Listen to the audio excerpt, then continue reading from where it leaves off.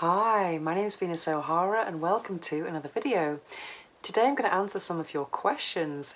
I've received some questions on my Instagram account, and if you have any questions about sex toys, orgasms or sexuality, don't hesitate to contact me on my Instagram at Venus O'Hara, or you can email me at venus@venusohara.org. Okay, and I won't reveal any names, it'll all be anonymous. So the first question I have today, what can I do to have orgasms? My boyfriend uses his tongue, but nothing happens. Tell me what I can do to have orgasms. I'm waiting for your help in this. Thank you very much for your questions. Well, believe it or not, the same thing happened to me until around 5 or 6 years ago. I used to receive cunnilingus and it was nice, but I didn't really get an orgasm from it.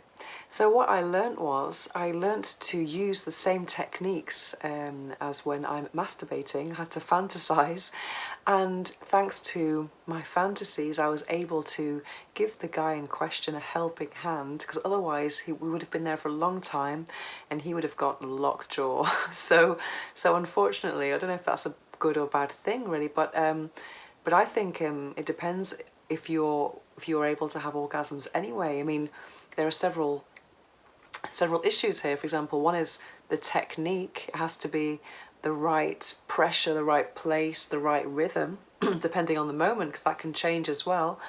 And also, I think on your part, it depends on the mind-body connection. I think it's really important.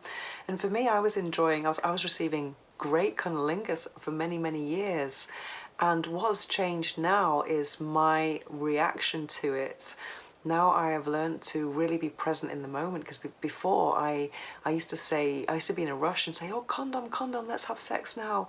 Whereas now I'm just waiting and just really enjoying it and thinking about how it feels, and maybe enjoying some fantasy as well. So I don't know what you can do really, but it's great that your boyfriend is using his tongue. So I would try and maybe relax more, feel more present in your body, and just concentrate on the sensations and how good it feels, and if it's the right place, and if not, well, guide him to where you like it and how you like it, the pressure, etc.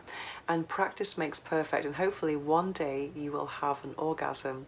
What's really important is to practice having orgasms on your own, so you know your own special techniques to reach ecstasy. Anyway, I hope this helps. Next question. Foot fetish question. I've been thinking about selling pictures of my feet, but I don't know what to charge. I just watched your video on YouTube about it, but you never spoke about what's the going rate. I like it that you're all natural. I don't like to wear polish because it's got so many chemicals. Good for you.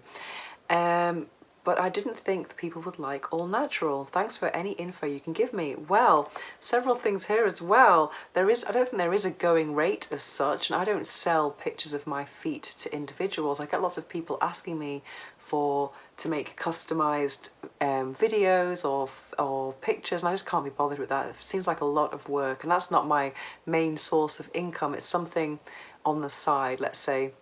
So I have my website, venusohara.org, and in that website I have a members area, so anyone who's curious about my erotic photos or my feet, they can go and access those photos. And I think currently, I'm not sure how much it is a month, but it's a monthly rate to just access those photos. I'm not selling the photos as such. So for me, my business model is doing other things, and then if anyone's curious about the feet, they can go there and find them. So it's not my main source of income at all, and I do get requests to sell pictures, but I just can't be bothered.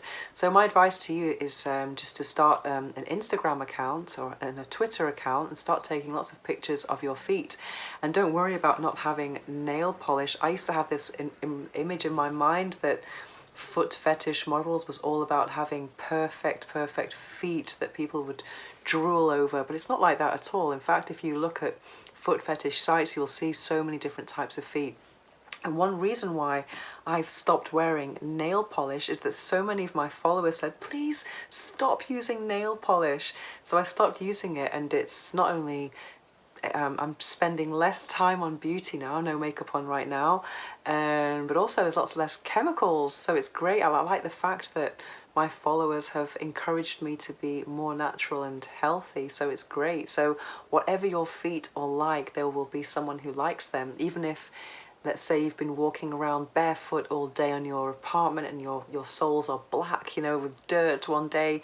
I mean, I've had pictures like that with dirty or dust on the soles of my feet, and people are like, I want to lick them. So, you know, you just never know. There's different strokes for different folks, as they say. Some people like pedicured feet, other people like a more natural foot. So, I mean, it just depends. So I just think you should, if you're interested in that, I think you should experiment and take lots of different types of photos. Also with hosiery as well, that can be quite interesting, or oiled up feet. There's so many ways to take pictures of your feet and things to discover. So I would advise you to start an account on social media, taking lots of pictures and using all the hashtags feet, toes, soles, and all this type of thing, and then the followers or the foot fans will definitely find you.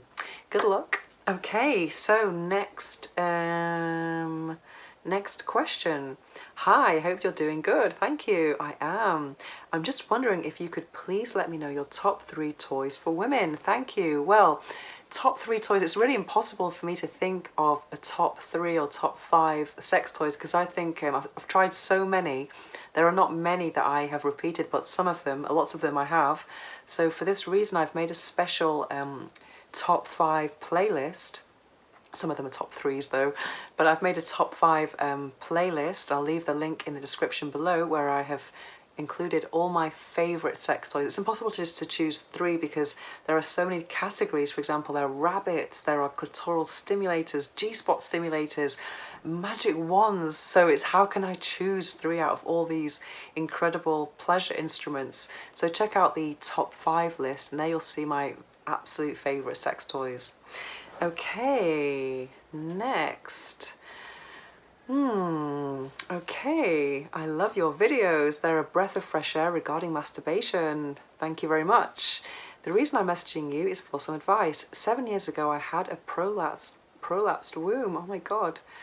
I needed an operation. They took my cervix out, and since then, it's been slightly harder to stimulate myself.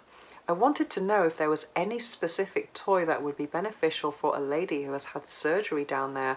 I have absolutely no idea about this, but what I would suggest is, if there are any particular toys that you are interested in, or any types of stimulation, for example, a G-spot toy or anything, I would, let's say, save some pictures of the toys you're interested in and show them to your gynecologist. I think that's the best thing to do, to ask if they think it's okay.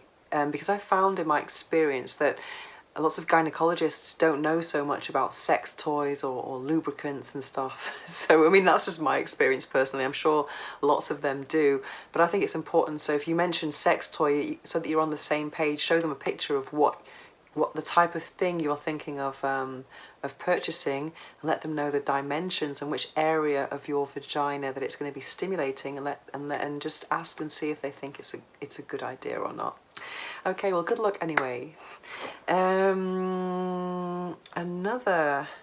Hi Venus, I've just seen your video where you talk about how you got a professional G-spot massage and how you had 8 orgasms. Yes. I feel a little silly asking, but could you tell me how I can learn that massage? I too want to satisfy my girlfriend. Very good. Okay, so to stimulate the G-spot, well, it all depends on the moment, really. I remember when I had this particular G-spot massage, the guy just said, I'm going to touch your genitals, and literally it was like, hello clitoris, and then inside, whereas if it was let's say not a professional situation, I would prefer a much longer build up with a full body massage as well, and more time to let's say caress me externally and the clitoris, etc. So, but because it always depends, because I mean, just putting your finger inside can be a bit, you know, depend if you're not quite aroused enough.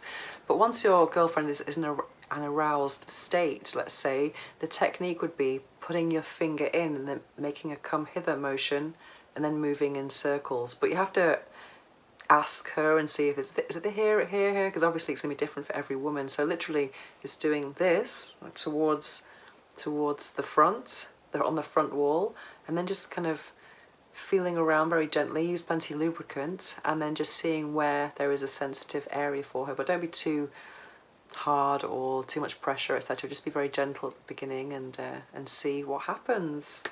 And yeah, so the objective should always be pleasure, shouldn't be squirting or orgasm or whatever, and just see what happens.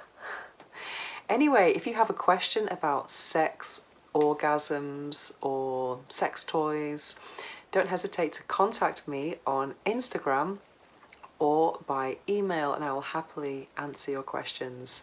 Hope you've enjoyed this video, and see you next time.